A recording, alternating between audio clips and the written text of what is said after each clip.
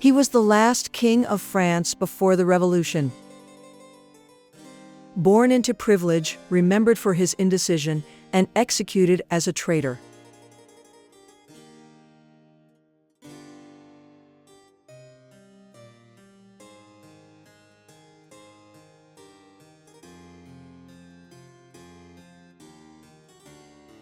Louis Auguste of France was born in Versailles in August in 1754.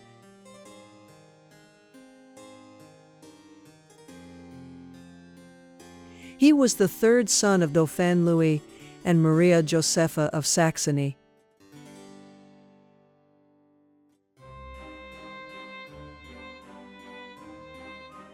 Shy, intelligent, and reserved, he was not destined to be king. His grandfather, Louis XV, still ruled, and two older brothers stood before him in the line of succession.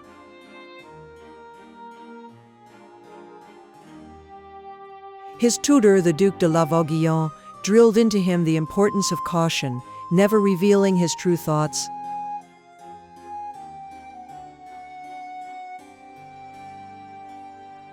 Louis grew up with a fine memory, a love of history and geography, and even mastered Latin and English.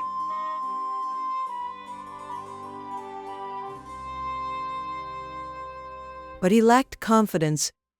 He was a gentle, hesitant boy, ill-prepared for the role fate would soon hand him.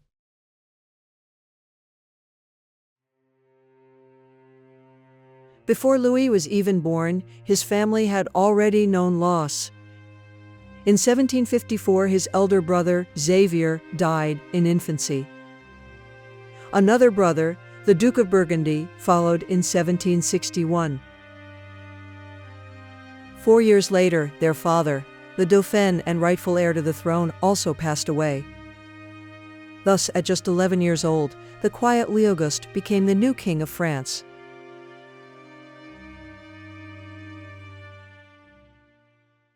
In 1770, at age 15, Louis was married to the Austrian Archduchess Marie Antoinette.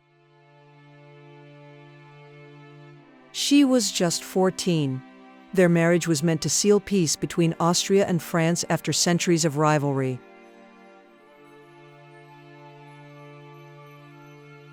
But the French people were suspicious. To them, Marie Antoinette was a foreigner, and to Louis, she was a stranger.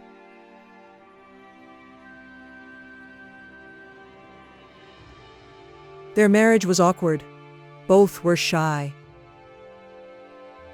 For years, the union went unconsummated, a scandal whispered in courts across Europe.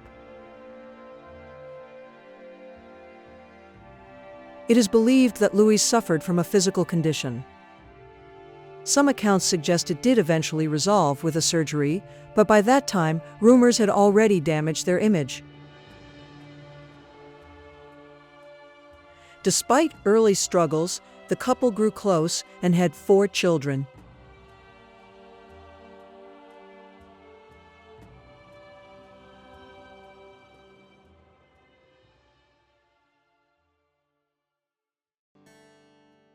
Louis and Marie also took in 6 adopted children, ranging from orphans to the children of palace servants. 3 lived with them while others were supported by the crown. Behind the grandeur, Louis was a devoted father. The loss of Sophie and later Louis Joseph brought deep grief to the royal couple.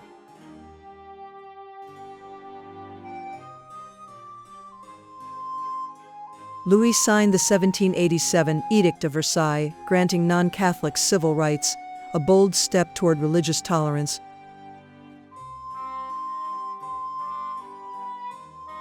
But France's greatest problem was debt.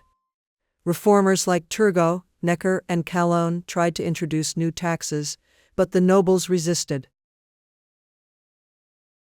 King Louis was indecisive, unwilling to enforce the reforms that might have saved his monarchy. Era un joven noble, futuro monarca, más centrado en intereses suyos propios de la curiosidad por la mecánica, la geografía, el arte, sobre todo también, la historia, en fin. hubiera podido ser un buen rey si hubiera sabido canalizar su pasión en el reino, en la política. Pero le faltaba madera.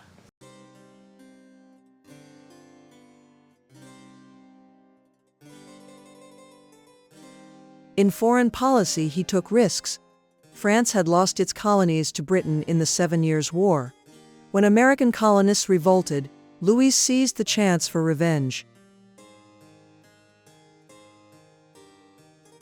France poured over $1 billion into the American Revolution, money borrowed at high interest.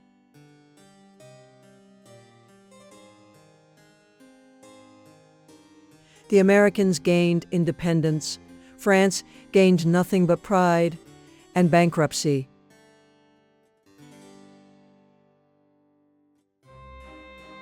By 1789, France was broke.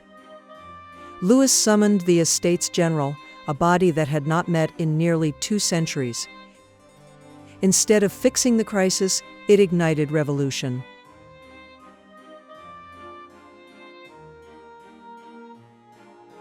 The Third Estate broke away, declaring itself the National Assembly. In June, they swore the so-called Tennis Court Oath, promising a constitution for France.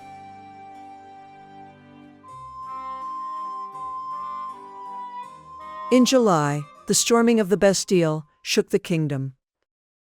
Louis, indecisive as ever, wavered. He wore the revolutionary tricolor and was hailed as the restorer of French liberty. But the trust between king and people was broken.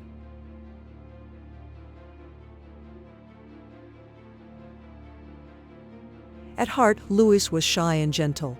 He loved hunting, making locks, and working with his hands.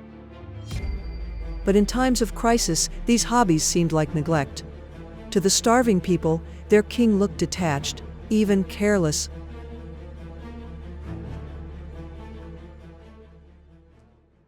Para ejercer la corona de Francia en los tiempos que corren, siglo XVIII, le va a tocar gobernar la Revolución Francesa. Va a ser muy duro y hacía falta mucha talla para gobernar un reino al borde del colapso. On October 1789, an angry mob stormed Versailles, forcing the royal family to move to Paris. They lived under guard at the Tuileries Palace, constitutional monarchs in name only.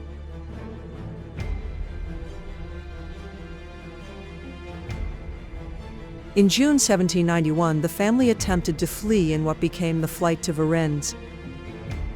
Disguised and traveling at night, they nearly escaped, but they were recognized and captured. The failed escape confirmed fears. Their king was a traitor.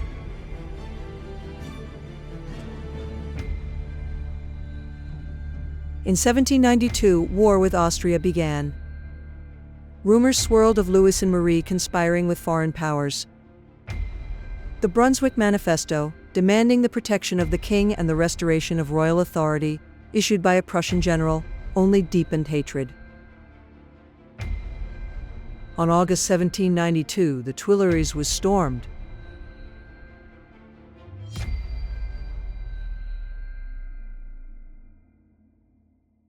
Louis was imprisoned, and on September 21st, the monarchy was abolished, and the First Republic began.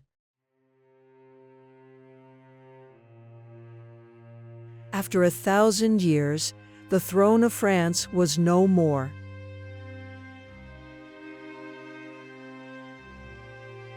Evidence of secret dealings sealed his fate. King Louis was tried for high treason before the National Convention. The verdict was guilty.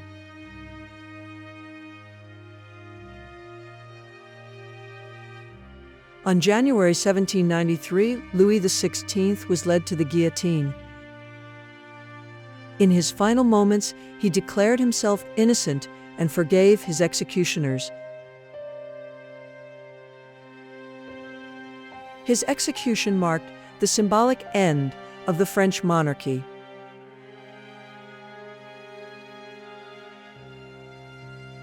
9 months afterward, his wife met the same fate.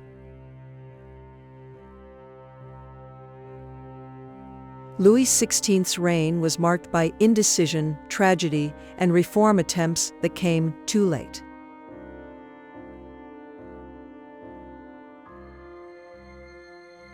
He was not a tyrant, but a hesitant man, overwhelmed by forces beyond his control.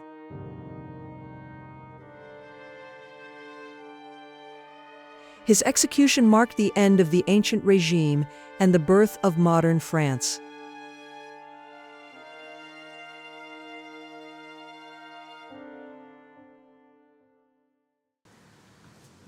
Entonces, podríamos decir que como rey no fue capaz de hacerlo.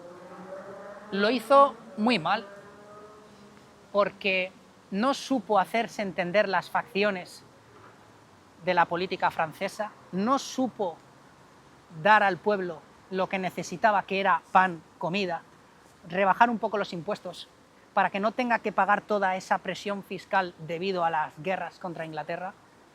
No supo hacerlo. So was he weak, unlucky, or simply caught in history's storm? Whatever the answer, Louis XVI remains one of history's most tragic kings, remembered not for what he built, but for how he fell.